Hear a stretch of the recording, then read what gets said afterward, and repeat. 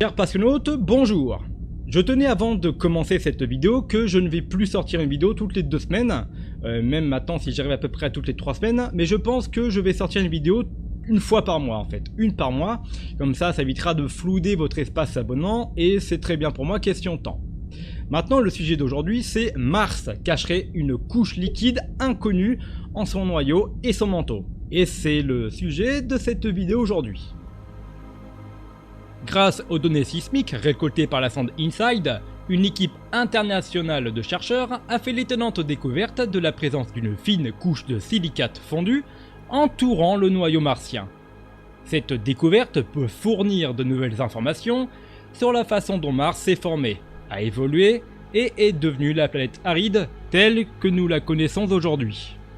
La structure interne de la Terre est connue notamment grâce à de nombreuses mesures sismiques. En voyageant dans les entrailles de notre planète, les ondes sismiques changent de vitesse en fonction du milieu qu'elles traversent et sont déviées quand elles passent d'un milieu à un autre. Ainsi, les ondes sismiques sont globalement plus rapides quand la densité du milieu augmente et elles se déplacent plus rapidement dans les solides que dans les liquides. De plus, certaines ondes sismiques ne se déplacent que dans les milieux solides. On sait ainsi que notre planète est composée de la surface vers le centre d'une croûte solide surplombant un manteau avec un comportement solide, mais visqueux à de grandes échelles de temps. En dessous se trouve le noyau externe, liquide, entourant le noyau interne, solide. InSight est le premier sismomètre à la surface de la planète rouge.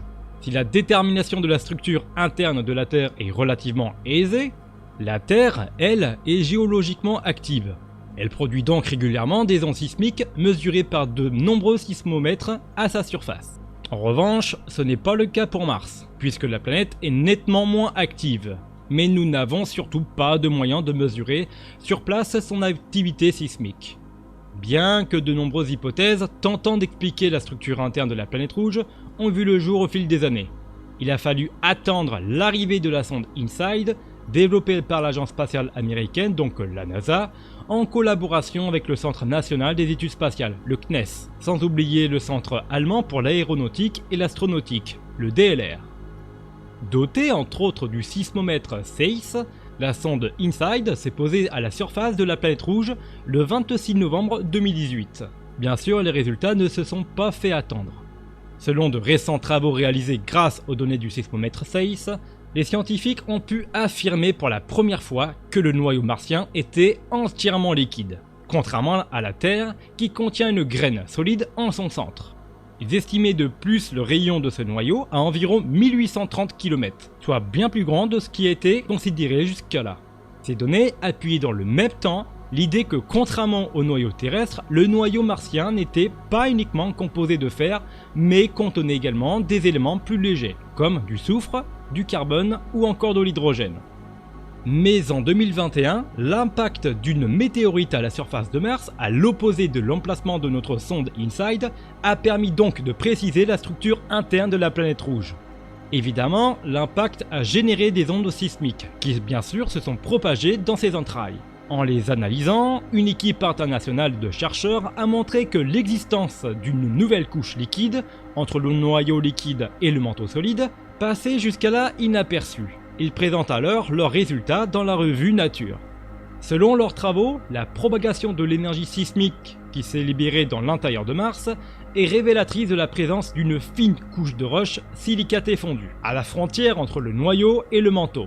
Selon ce nouveau modèle, cette couche entoure un noyau liquide plus petit que ce que l'on pensait, avec environ 1650 km de rayon. C'est d'ailleurs une bonne nouvelle pour les scientifiques qui ne parvenaient pas à expliquer la forte teneur en éléments légers jusqu'ici théorisés. L'existence d'une nouvelle couche liquide corrobore de plus avec les observations de la déformation de la planète sous l'effet de ses interactions gravitationnelles avec sa lune Phobos. Une seconde équipe de chercheurs, indépendante cette fois-ci de la première, arrive à des conclusions très similaires, avec une estimation du rayon du noyau liquide martien à environ 1675 km. Leurs résultats sont également publiés à leur tour dans la revue Nature. Selon eux, la présence d'une fine couche de roche fondue entre le noyau et le manteau pourrait provenir d'un océan de magma qui couvrait autrefois la planète. Après s'être refroidi et solidifié dans la roche, le magma aurait laissé derrière lui une couche profonde d'éléments radioactifs qui libèrent encore de la chaleur et gardent la roche fondue à la base du manteau. Bien que la sonde InSight ne soit plus en activité aujourd'hui, les analyses futures des données qu'elle a recueillies pourront amener à une révision plus précise de la structure interne de notre proche voisine. Faites attention, proche voisine ne signifie pas la plus proche, puisque c'est Vénus qui est la plus proche de la Terre. J'espère que cette vidéo vous a plu, donc comme d'habitude, n'hésitez pas à lâcher le petit abonnement juste en dessous, d'activer la cloche, de lâcher le petit like ainsi qu'un commentaire, j'y répondrai. En attendant, je vous donne donc rendez-vous le mois prochain, au-delà de Oort.